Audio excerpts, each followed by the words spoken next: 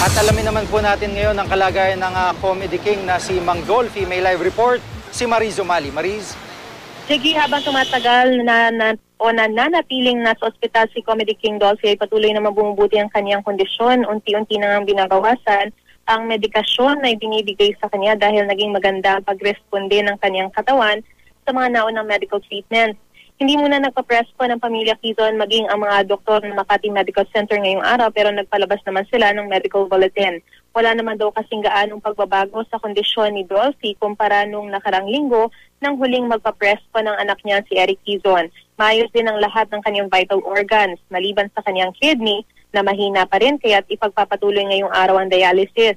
Ito po kasing dialysis ay tumutulong na mabawasan ang hirap ng trabaho ng kidney sa paglilinis ng dugo. Pati ang platelet level ay mababa pa rin kaya tuloy pa rin ang pagsasali ng dugo o yung blood transfusion. Madalas din pong gising at nakakatugon o nakakaintindi si Dolphy sa pakikipag-usap sa kanya ng mga kaanak.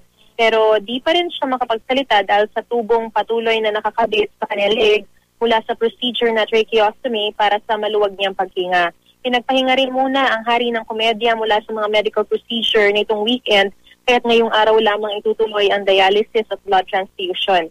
Sa ngayon ay nananatili pa rin sa ICU si Dolphy at wala pang transfer notice. Pero nauna nang sinabi ni Eric Quezon na kung mas bumuti pa ng konti ang kanyang lagay ay maaari na siyang ilipat sa isang regular na kwarto.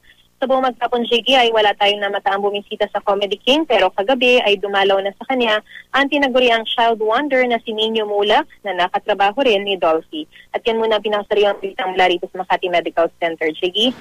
Maraming salamat, Mariz Umali.